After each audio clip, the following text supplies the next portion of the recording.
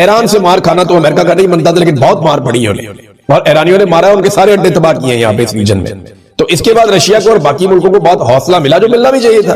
तो उन्होंने कहा हम बाकी मुल्कों के साथ मिलकर जो ज़ेरे अताब है अमेरिका के और इसराइल के, हम ऐसा सिस्टम बनाएंगे, यानी इसका मतलब यह है कि अब अरबों की तरफ भी नजर है रशिया की और बाकी मुल्कों की तरफ भी, ताकि आइंदा अटैक ना किया जा सके। फिर उन्होंने कहा हम अमेरिका और इसराइल के लिए ये फिजा इतना सख्त बना देंगे और इस हद तक जाएंगे कि ईरान के खिलाफ ये ऑपरेशन हो ही ना सके। अब ये बहुत सारे इशारे दे रहे हैं रूसी वज़ीर खारजा, और चीजें बहुत क्लियर कर रहे हैं कि अमेरिका और इसराइल के मकासद में से एक मकसद ये है कि वो ईरान के खिलाफ जंग में खलीज फारस के ममालिक को शामिल करें।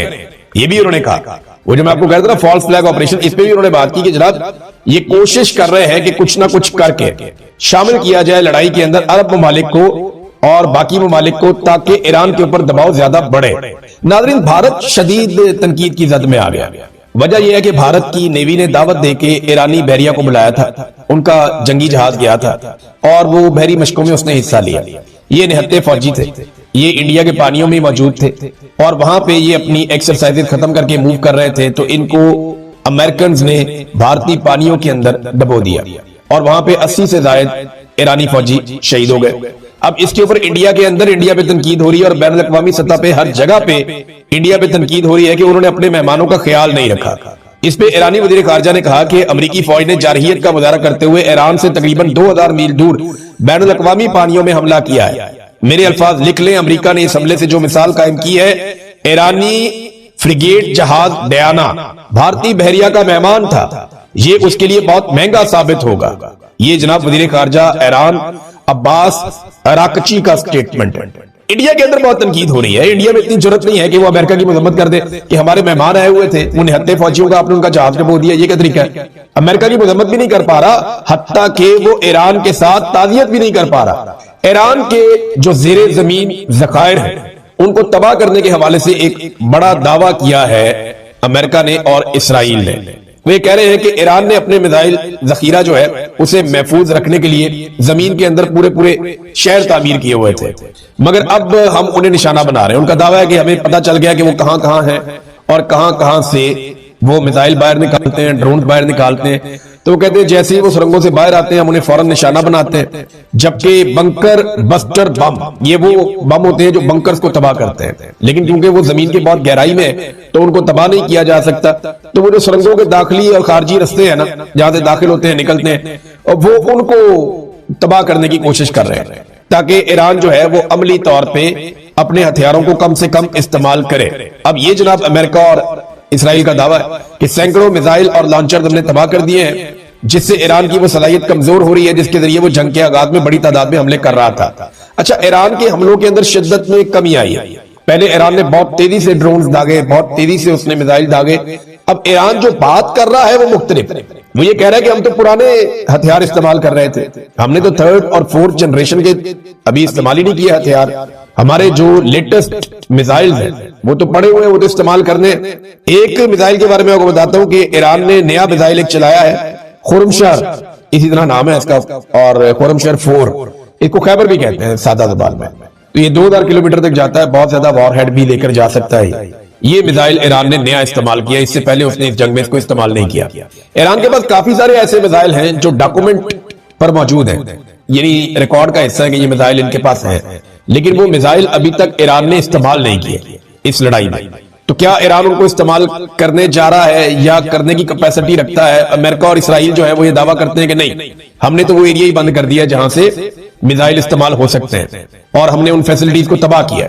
जबकि ईरान ये कह रहा है कि कुछ भी तबाह नहीं हुआ, हम जवाबी हमला करेंगे तो पता चल जाएगा। बहरहाल इस वक्त ईरान की जानिब से शिद्दत में कमी है, जबकि इसराइल और अमेरिका की जानिब से लड़ाई की शिद्दत को बढ़ाया जा रहा है। नाज़रीन, एक बड़ा प्रॉब्लम जो आ रहा था उसका हल ढूंढने की कोशिश की जा रही है मिडिल ईस्ट की जानिब से और अमेरिका और इसराइल की जानिब से, कि ईरान का जो शायद ड्रोन आता है या ईरान जो भी ड्रोन भेजता है हमला करने के लिए, उन्हें रोकने के लिए बहुत महंगे इंटरसेप्टर्स इस्तेमाल किए जा रहे थे और पैसा पानी की तरह बह रहा था, और इंटरसेप्टर्स खत्म हो रहे हैं, जिसका नुकसान यूक्रेन को भी होगा, अमेरिका को भी होगा, और इसका रशिया को फायदा होगा कि ये इंटरसेप्टर जितने कम होंगे रशिया उतना ज्यादा यूक्रेन के ऊपर और यूरोप के ऊपर दबाव बढ़ा सकेगा।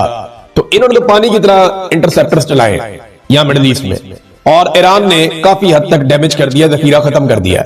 अब जाके इनके दिमाग में आइडिया आया कि यूक्रेन से वो ड्रोन लिए जाए जो इंटरसेप्टर ड्रोन हैं, यानी ड्रोन को रोकने के लिए ड्रोन भी जा सकता है ना, और ये बहुत सस्ता है। तो यूक्रेन ने जो इंटरसेप्टर ड्रोन बनाए हुए हैं उनकी कीमत कितनी है पता है? उनकी कीमत है 5,000 तक, यानी $3,000 से $5,000 तक। ईरान का जो ड्रोन है वो $20,000 का है। उसको रोकने के लिए अगर $5,000 का ड्रोन लगता है तो ये तो घाटे का सौदा नहीं है, 1 2 3 ड्रोन भी लग जाए तो कोई मसला नहीं है। तो अब ये ड्रोन हासिल करने की कोशिश की जा रही है मिडिल ईस्ट में, अमेरिका की जानिब से और इसराइल की जानिब से, और यूक्रेन ने कहा जी हम आपको बताते हैं। लेकिन इससे पहले कि यूक्रेन बताएगा और यूक्रेन ड्रोन की सप्लाई करेगा, रशिया यूक्रेन का बॉर्डर बहुत ज्यादा गर्म कर देगा और यूक्रेन के लिए बहुत ज्यादा प्रॉब्लम क्रिएट कर देगा, क्योंकि रशिया प्रॉपर तरीके से मैदान में आ चुका है। रूसी वजीर खारजा सरगई लारोफ, इनके जो स्टेटमेंट आए हैं इनको आप सुनेंगे तो आपको आइडिया हो जाएगा कि रूस इस लड़ाई को कैसे देख रहा है। सबसे बड़ा बेनिफिशियरी वो बनने वाला है इस लड़ाई का, या चाइना को बहुत फायदा होगा। देखिए ना, पूरी दुनिया का तेल बंद है, चाइना का तेल बंद नहीं हो रहा, उनको सप्लाई लगातार जा रही है, क्योंकि वैसे भी चाइना के साथ बिगाड़ता नहीं है ईरान। ईरान का 90% ऑयल पाबंदियों के बावजूद चाइना खरीदता है। फिर चाइना ईरान के अंदर जो इन्वेस्टमेंट करने जा रहा है, जो उन्होंने वादे किए हैं वो $400 अरब के हैं। तो ईरान चाइना के साथ तो नहीं बिगाड़ता। रूसी वजीर खारजा ने कहा कि वो ममालिक जो अमेरिका और इसराइल की जारहियत से मुतासिर है, यानी जिन ममालिक के ऊपर इसराइल और अमेरिका दबाव डालता है और उन्हें परेशान करता है, वो हमारे स्ट्रेटेजिक पार्टनर्स हैं, वो हमारे दोस्त हैं, हमारे स्ट्रेटेजिक पार्टनर्स हैं, यानी लड़ाई के नुक्ता नजर से हम उनके साथ हैं। हम उनके लिए दीगर अमन पसंद मुल्कों के साथ मिलकर ऐसा माहौल बनाएंगे जो अमरीकी हमले को मुकम्मल तौर पर नामुमकिन बना देगा। जैसे बलूचिस्तान में नफरत फैलाई गई थी, देखिए ये बड़ा आसान होता है किसी को गद्दार कह देना, लेकिन इसकी कीमत आपको नस्लों तक चुकानी पड़ती है। आप तो ढीले मुंह के साथ बैठ के कह देते हैं कि ये गद्दार है, ये इंडिया का एजेंट है, ये रॉ का एजेंट है, ये जनाब पाकिस्तान का दुश्मन है, बड़े आराम से आप कह देते हैं। वो आदमी उस वक्त शायद बर्दाश्त भी कर लेता है, लेकिन ये चीजें नस्लों तक पीछा करती हैं। आप बलूचिस्तान में देखें आपके साथ क्या हुआ, यही हुआ। आप पश्तूनों के साथ देखें आपने क्या किया, उसका जवाब क्या है। आज आप इसी चीज का सामना कर रहे हैं। बांग्लादेश में आपने क्या किया, वहां पे भी आपने यही किया, उसका नतीजा आपके सामने है। तो जहां जहां पे आपने नफरत की आग लगाई वो आपके घर तक आई, और ये आग भी आपके घर तक आ जाएगी अगर अभी आप नहीं समझेंगे तो। पाकिस्तान का दुश्मन डिक्लेयर कर देते हैं, राका एजेंट कह देते हैं, गद्दार वतन कह देते हैं, बड़े ढीले मुंह के साथ कह देते हैं, लेकिन लोगों को जो तकलीफ होती है, आप नफरत की मुस्तकबिल के लिए एक आग लगातार आप जला देते हैं। और ये खेल पाकिस्तान में सबसे ज्यादा हमेशा हमारी पंजाब की सियासी जमात नून लीग ने और पाकिस्तान की मिलिट्री एस्टेब्लिशमेंट ने खेला, क्योंकि पाकिस्तान की मिलिट्री एस्टेब्लिशमेंट में ज्यादातर लोग पंजाब से ही होते हैं, और एक नून लीग जो है वो पंजाब की एक पॉलिटिकल पार्टी है, और नून लीग ने हमेशा नफरत का कार्ड खेला है। कभी जाग पंजाबी जाग का इन्होंने नारा लगाया, कभी इन्होंने पंजाब के नाम के ऊपर सियासत की, कभी नफरत फैलाई, कभी सिंधियों को कमतर कहा, कभी इन्होंने महाजरों के खिलाफ आग उगली, कभी इन्होंने बलोचों को बहुत बुरा भला कहा, कभी पश्तूनों के खिलाफ नफरत की आग जलाई, अब कश्मीरियों के खिलाफ जो हो गए। तो पूरे पाकिस्तान को ये क्या चाह रहे हैं, ये पंजाब की मैं अवाम की बात नहीं कर रहा, पंजाब के लोग बहुत बड़े दिल वाले हैं। ये तमाम कौमियतें पंजाब में बड़े पैमाने पर आकर रहती हैं, और बिल्कुल ऐसे रहते हैं बीच में घुल मिल कर, कोई पूछता भी नहीं है। लेकिन इस पॉलिटिकल पार्टी ने नफरत की एक आग हमेशा लगाई है, PMLN ने, और अब कश्मीरियों को उसी आग में जलाने की कोशिश की जा रही है। एक तरफ पाकिस्तान पीपल्स पार्टी को नाज़रीन आगे किया हुआ, लेकिन हाँ एक चीज मैं आपको पहले बताऊं कि अब पीपल्स पार्टी जो है ना, उसने कैटेगोरिकली कह दिया है कि अगर तो इलेक्शन आपने करवाने हैं जुलाई में, तो फिर आप ये ऑपरेशन वाला ड्रामा बंद करें।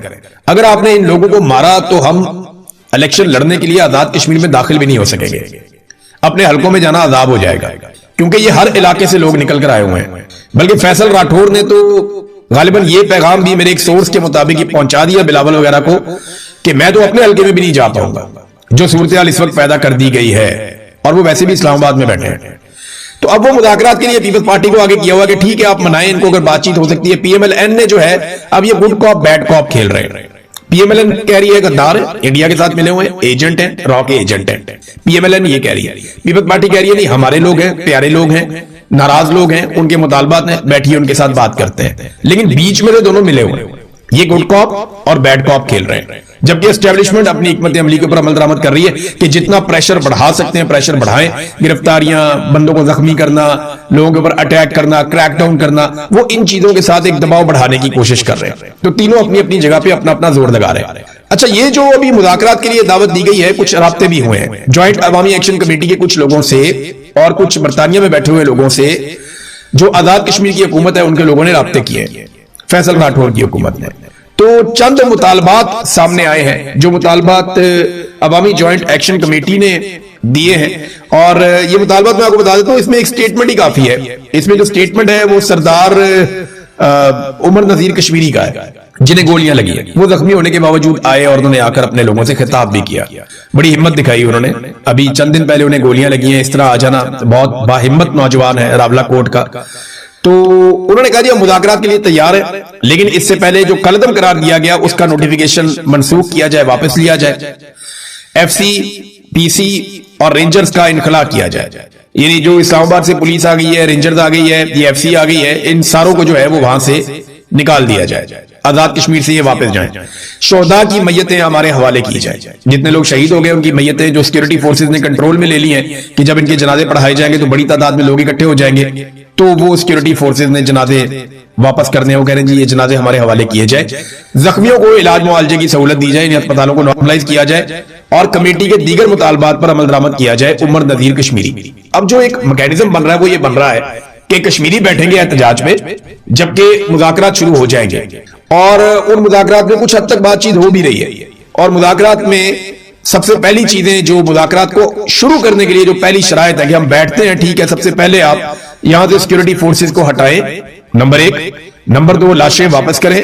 नंबर 3, ऑपरेशन फौरी तौर पे बंद करें। और ये जो कलदम करार दिया गया ज्वाइंट अवामी एक्शन कमेटी को, ये मामला वापस लें और मुकदमात भी खत्म करें, चीजों को नॉर्मलाइज करें, हम बैठ के आपसे बात करते हैं। तो ये चीजें तो हुकूमत को पहले करनी पड़ेगी अगर तो वो बैठकर बात करना चाहते हैं। अब बैठकर बातचीत सिर्फ इस सूरत में होगी कि कश्मीरी अपना दबाव बरकरार रखें, क्योंकि जब तक ये बैठकर बातचीत होती रहेगी कश्मीरियों को सड़क पे बैठना पड़ेगा। और सड़क पे बैठना मुश्किल तो होता है, लेकिन यहां कश्मीर में इतना मुश्किल इसलिए दिखाई नहीं दे रहा क्योंकि जो कश्मीरी अवाम है वो सारे के सारे सपोर्ट कर रहे हैं अवामी एक्शन कमेटी को। और लोग अपने घरों से खाने पकाकर ले आते हैं, अपने घरों से फैसिलिटेट करते हैं, इन लोगों को मेहमान के तौर पे ले जाते हैं। ना वॉशरूम का ज्यादा कोई मसला हो रहा है, ना खाने पीने का ज्यादा मसला हो रहा है। देखिए इश्यूज होते हैं जब अपने घर से, अपने इलाके से आप दूर जाते हैं, बाहर जाते हैं, तो आप रूटीन के मुताबिक अपनी तमाम चीजें नहीं कर सकते। लेकिन इसके बावजूद मकामी अफराद जहां जहां पे ये लोग जा रहे हैं, गुजर रहे हैं, वो इनको फैसिलिटेट कर रहे हैं, वो इनको खाने पीने की चीजें दे रहे हैं। इनके खाने पीने का, इनके रहने का, इनके वॉशरूम का, इन चीजों का ख्याल रखा जा रहा है। इसके बगैर तो ये सर्वाइव ही नहीं कर सकते। तो अगर ये लोग अगले चंद दिनों तक सड़कों पे बैठने के लिए तैयार रहे और ये बैठे रहे और इनकी तादाद ऐसे ही बढ़ती रही जैसे अभी बढ़ रही है, तो फिर मुज़ाकरात के अलावा और कोई रास्ता नहीं होगा। और पीपल्स पार्टी को गुड कॉप के तौर पे फिलहाल आगे किया गया है। अब एक खबर यह भी आ रही है कि इलेक्शन मुलतवी कर दिया जाएगा। यानी अगर मुज़ाकरात नहीं होते, कोई कामयाबी नहीं मिलती और हार्ड स्टेट यही काम इसी तरीके से करती है कि हमने हार्ड स्टेट ही रखनी है, हमने जैसे मुरीदके में घेर के लोगों को मार दिया था, जैसे डी चौक में लोगों को घेर के मार दिया था, जैसे खामनाई की शहादत के बाद पाकिस्तान में एहतजाज हुआ और 30 के करीब लोग वहां शहीद हो गए थे, तो इसी तरीके से बहुत मुमकिन है कि यहां पे भी एक बड़ा क्रैकडाउन मजीद कर दिया जाए, लोगों को कुचला जाए ताकत से। तो उस सूरत में फिर इलेक्शन मुलतवी कर दिए जाएंगे। ये डिमांड पाकिस्तान पीपल्स पार्टी ने की है और वहां पे फड्डा इस बात पे पड़ा हुआ है कि आपने जो एडमिनिस्ट्रेटर लगाना है ना, वो पीपल्स पार्टी का लगाना है बंदा। यानी अगर आप इमरजेंसी लगाते हैं या आप इलेक्शन मुलतवी करते हैं तो आपने पीपल्स पार्टी का बंदा जो है वो कंसिडर करना है, हमारा बंदा लगना चाहिए। आजाद कश्मीर के अंदर पीएमएलएन का बंदा नहीं लगना चाहिए। अब इस किस्म की चीजें भी अंदर खाते डिस्कस हो रही है। बहरहाल ये मुज़ाकरा चल रहे हैं। वजीर आज़म शहबाज शरीफ और सदर जरदारी वो इन चीजों से बिल्कुल ही इररेलेवेंट है। यानी जो बड़े बड़े ममालिक हैं या इनके जो बैरूनी आका हैं वो एक छींक भी मारे तो ये फौरी तौर पे में सदके वारी हो जाते हैं। ये फौरी तौर पे वहां स्टेटमेंट जारी करना शुरू कर देते हैं, फौरी तौर पे उनके जूते पॉलिश करना शुरू कर देते हैं। पूरी दुनिया में सालसी के लिए ये मारे मारे फिरते हैं, लेकिन पाकिस्तान के अंदर पाकिस्तानी अवाम के साथ एक फड्डा पड़ गया है चंद मुतालबात को लेकर और यहां पे ये सालसी नहीं कर पा रहे। यानी दुनिया के मामला हम हल करवाएंगे, दुनिया के हर मामले के अंदर हम जाके घुसेंगे और हम जाके वहां कहेंगे जनाब हम सालसी के लिए आ गए हैं, आप हमारे ऊपर रख के अपने जो भी आपने बयान देने आप दें, हम हर चीज अब्सॉर्व कर देंगे। तो दुनिया में जाएंगे हम ये करेंगे, लेकिन पाकिस्तान के अंदर अपने लोगों से बातचीत के लिए किसी किस्म की गुंजाइश नहीं है। यहां पे अक्कड़ है और बात सिर्फ एक ही है ना, वो अक्कड़ भी सिर्फ इसलिए है कि जाती मफाद है, मफाद कोई छोड़ना नहीं चाहता, दिहाड़ियां बहुत बड़ी हैं। सुहेल बड़ाइश साहब ने नाज़रीन ने कॉलम लिखा, उस पर मुझे बहुत सारे दोस्तों ने मैसेजेस किए कि जनाब आपका इस पे क्या ख्याल है। बड़ाइश साहब ने कहा कि यार ये वाली कंपनी भी नहीं चलेगी। ये शहबाज शरीफ वगैरह की हुकूमत पे उन्होंने टका के तनकीद की, दबाव, ये सिर्फ दबाव डाला और कुछ भी नहीं है। एस्टेब्लिशमेंट हल्का फुल्का दबाव रखना चाहती है और कुछ भी नहीं है। कहीं नहीं जा रही है हुकूमत। आसिम मुनीर साहब की इंश्योरेंस पॉलिसी है शहबाज शरीफ की हुकूमत। ये बात आप लोग सब अपने ध्यान में रखें, क्योंकि अभी उन्होंने गिलगित बल्तिस्तान में पूरा धांधला करवा के पीपल्स पार्टी और पीएमएलएन को हुकूमत बनाकर दी है। अभी कश्मीर के अंदर ये 12 नशिस्तों का मामला क्या है कि पीपल्स पार्टी और पीएमएलएन को दोबारा यहां पे हुकूमत बनाकर दे दी है। जिमनी इंतखाबात जो है वो सारे के सारे पीएमएलएन को जितवाए जा रहे हैं, पीपल्स पार्टी को जितवाए जा रहे हैं। तो क्या ये हुकूमत खत्म करके इलेक्शन की तरफ जाएंगे? सवाल ही पैदा नहीं होता कि ये हुकूमत खत्म करके इलेक्शन की तरफ जाएंगे।